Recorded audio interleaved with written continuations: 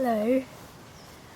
I wanted to share the full-length story of Writing the New Earth. This was a story that I started writing the last week of April, and each morning I'd sit right about here and the story would just stream through as fast as I could write it. And I'd have my coffee, I'd have all the birds. You may see some birds. Oh, there's lots of wrens in the background there. Our family dog lying just there. You might see willy wagtails,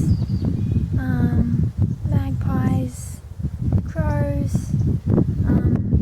It was all part, I guess, of the inspiration of writing this and reimagining a new world and a beautiful world, and really highlighting the beauty that already exists. And I'm on Gamilaroi country. It's northwest New South Wales, and I really need to honour place, because I believe that when information comes to us, it often comes from the land, from the nature that surrounds us. So I really honour this land, and I really honour the custodians of this land, the elders past, present and emerging, that are caretaking this land and have looked after it for thousands of years. And I do my best to honour that wisdom in this story too. So I started writing it as a bedtime story because I was noticing within myself that the thoughts that I was having just before I was going to sleep were really impacting me. And so I chose to turn my focus to the beauty of the world and what I wished for. And my dreaming became a lot more peaceful. And so I wrote these as bedtime stories, and I just wanted to do one whole take in the place where it was written each morning to share with you all. And it's a bit clearer out here too. So here it is, Writing the New Earth. And finally, the hibernation was over. We walked out of it as if it was a 1,000-year-old dream. I guess that's just it. Somewhere in between war and empires, we began to collectively fall asleep to the brutal reality of a man-made world. But in this deep sleep, we all had time to dream. So when the laws finally lifted, we didn't just walk out of isolation. We walked out of a very long dreaming process, and we were ready to bring the new world into being. Each step was steady. We didn't rush back to work. It was as if we began walking at nature's speed. We could feel each step. Our senses were clearer. We were more aware of our actions and their effects on the world. More and more questions arose, and I guess we finally realised we had a lot to learn.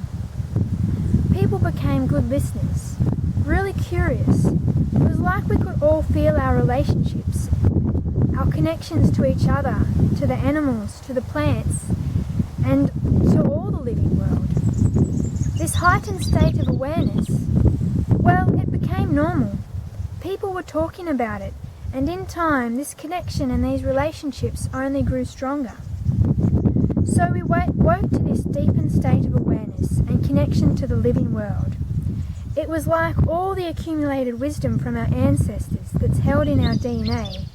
It was like that wisdom was slowly becoming realised. Connections started to become centred around relationship. Like what knowledge did your grandmother pass on to you, and what did the animals speak to you today? Of course, with all of this connection, people came to really love nature. So everyone's workplace became centred around redesigning systems to be eco-centred and in harmony with the land. It was also fascinating to see everyone starting to look to their local Indigenous clans. Finally, their ancient knowledge systems were not just heard, but were becoming an integral part of all systems, structures, design, and finally, governance. Now, this governance side of things, well, that was really tricky, but I'll leave that for another night.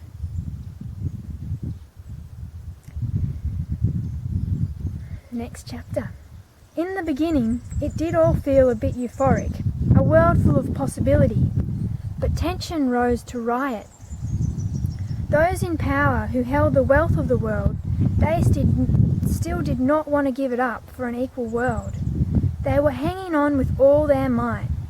It was ripping the fabric of life, and finally the people could see and feel this, and with that, humanity found their voice. People took to the streets and began to swarm around these places of power like ants to their prey. Government buildings, mining sites. It started out as hundreds, but every day the crowd grew larger and louder. People demanding democracy. We're in the fire of transformation, and the voices were literally shaking their foundations. It was incredible to see how united our voices became. But there was this moment where the fire broke into tears. You see, governments and corporates brought in the police and the military to harm and disarm us. They came in such great numbers, but you see, they were people just like us.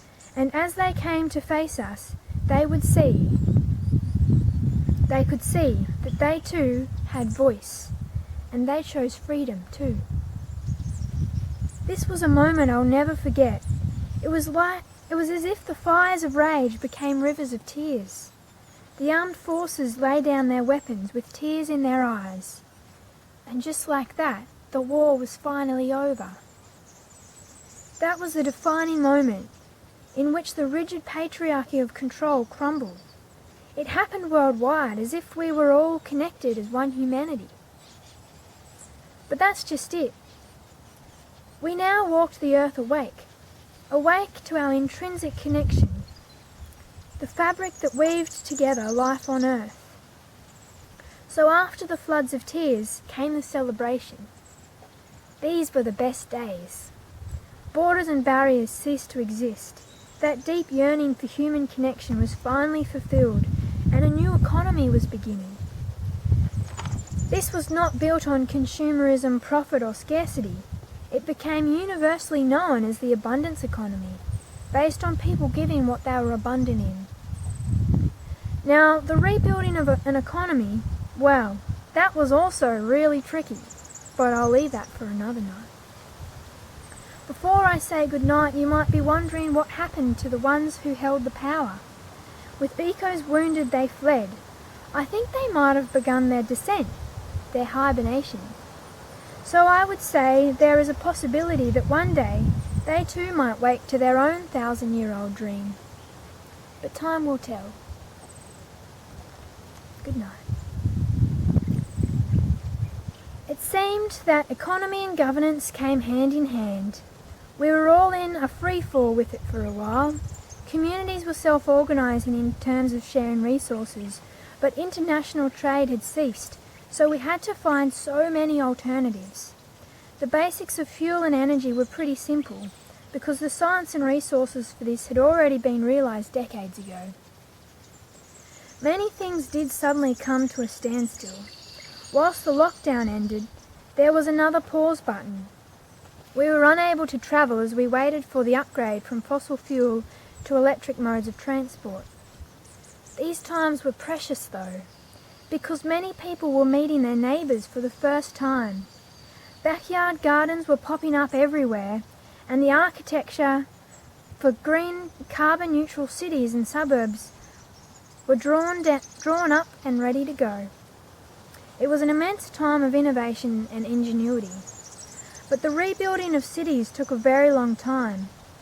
People these days were generally happy. Everything became relational and extremely social. Speaking of social media really slowed down because people were spending so much time connecting with people in their neighbourhood. And also, we seemed to spend more time talking to family and friends, the good old-fashioned way, on the phone. So back to the economy and governance. There was a lot to untangle and a lot of rethinking to be done. There were already great ideas on equal and fair economy. In time, the abundance economy would really take root, but people were really lost when it came to a fair and just governance system. Kings, presidents and corporations had governed for so long, we were a bit stuck onto how we could have a robust, just and fair system. Naturally, in these times, we turned more to Indigenous people and their knowledge systems worldwide. And that is exactly where the answers came. Many councils were had, but eventually it came to light that to rebalance the system, we needed to flip it for a while. Where once men and non-Indigenous ruled the world, now we were flipping it, putting women, particularly mothers, in places of power. Indigenous elders became the council for worldwide decisions, and it was decided that the systems would become localised to communities, so that governance could reflect place and people. These were tumultuous times, but people now had so much autonomy. Individuals were thriving, and it was only a matter of time until the systems of governance reflected this. The elders taught us a lot about self-responsibility, and in this state, decisions became effortless. Now, there was less distinction between land, plants and animals. The whole notion of caring for the living just became intrinsic. Entire ecosystems were being restored, and the more we gave back to these ecosystems, the more abundantly we received. There was one thing that was causing great tension, and that was how do we rebuild our cities without damaging and extracting from the living earth? Now that one was really tricky. By now, people were settled into this new way of being. It was so incredible to see that as we slowed down as a civilization, change sped up. The change came in waves. First came the waves of possibility, waking up from the 1,000-year-old sleep and dreaming in a new earth. Then came the wave of uprising and collective voice as those in power relinquished and fled.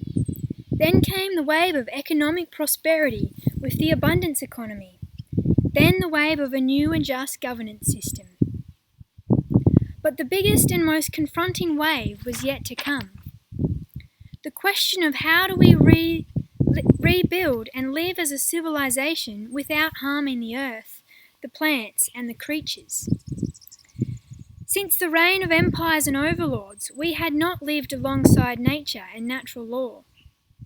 This was another defining moment in which we knew the answers and knowledge were held within the intricate ways of Indigenous living. This was an uncomfortable wave as collectively we really confronted the trauma that had been impacted on all of us, and most recently, the Indigenous people of the world. The elders really led this wave, and the healers of all communities stepped forward. This was a time of decolonising our brains and ways, to learn to live in reverence. The elders had told us that we are all Indigenous to the earth. The difference was in time. I know in my bloodlines my family were Druids, but in the plague of colonisation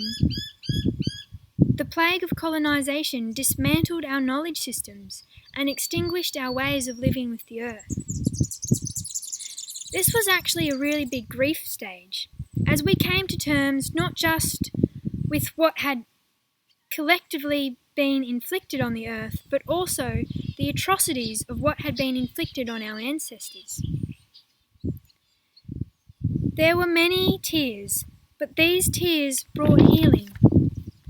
These were big times, as each one of us were healing our ancestral wounds. As we shed the layers, we all grew closer, more united, with a deep empathy and respect for each other and life itself. This was the solution of how to live a life in harmony with our environment and each other. We were remembering our own indigeneity to the earth and could now carry forth the deep well of knowledge from our ancestors. All harmful practices ceased, and bit by bit we returned to the ways of our ancestors. Every life we took, every plant we plucked from the earth, every tree we cut down, we first asked permission to take its life. These were the days of purpose and respect. These were the days when we really started to walk the earth awake. We went from living in a dead and dying world to bearing witness to the beauty of a living world. But this meant a huge wave of change was needed, a change that would see every system of extraction completely turn. How did systems change? Well, that was really tricky, but I'll leave that for another night. The time had finally come to rebuild from the inside out. We had dismantled the corruption, done the inner work, united with our neighbours, remembered our ancestral ways, created a new economy and a just governance system, and implemented ecotech, also referred to now as eco-centred science. The final big shift was now to rebuild systems, the systemic change that would see us enter into a new way as a humanity. All the greatest minds came together. The elders, the wise ones, the ecologists, the scientists. A new breed of entrepreneurs had also risen in these times, which we all referred to as ecopreneurs. For many weeks they sat in council, from dawn till dusk, in deep service to humanity, to create a system that reflected the natural ecosystem. We were on the brink of a whole new civilisation, and piece by piece every system was recreated. The agricultural systems, the food systems, the business systems, the transport systems. Changing from consumerism to relationships and from luxuries to basic needs. Land ownership was abolished, houses modified. The issue of homelessness and poverty had already been undone when the abundance economy and the fair governance system came in. But these changes in systems were looking at how do we produce goods and food without harming the earth. After weeks of council, the new way forward was collectively realised. Agricultural systems returned to the old ways of working with the land, and by listening to the land and the plants. Food became localised. This also brought in a whole new wave of tourism. All waste was dug up and made into all the basic resources that were required. Nothing was to be wasted anymore.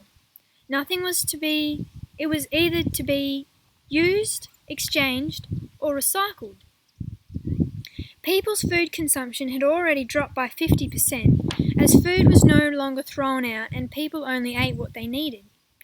It seemed the three most basic and impactful changes were in localising food, recycling all waste, and halving consumption. People now bought straight from the farmers, as farmer markets replaced all supermarkets. Everything was relational, and it seemed that this was the way of nature, and it was at the very core of what changed everything. This was the new earth, a thriving ecosystem of humans, animals and plants, together tending to the land and the water, and in return living an abundant life in harmony with the laws of nature.